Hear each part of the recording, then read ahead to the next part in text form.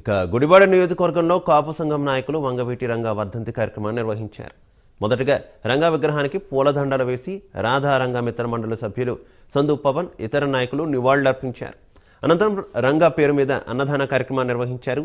ఈ కార్యక్రమానికి రంగా అభిమానులు, కాపు సంఘం నాయకులు పెద్ద ఎత్తున హాజరయ్యారు.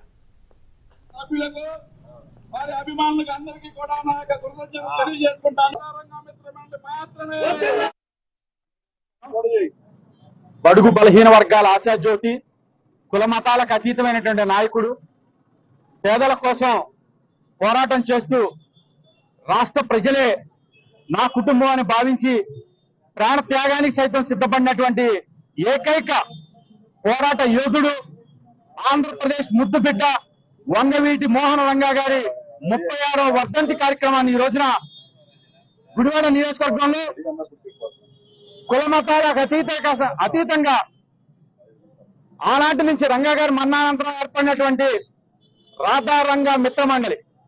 రాధారంగా మిత్రమండలి అనేది ఒక కులంగా సంబంధించింది కాదు.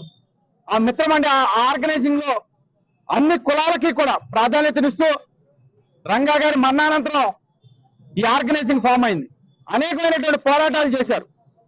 కేవలం రాధారంగా మిత్రమండలి అనేది ఒక సేవా కార్యక్రమాలతో జరిగేటువంటి కార్యక్రమం కాదు. అది పేదలకు అన్యాయం జరిగితే రంగా గారు ఏ విధంగా అయితే పోరాట స్ఫూర్తిని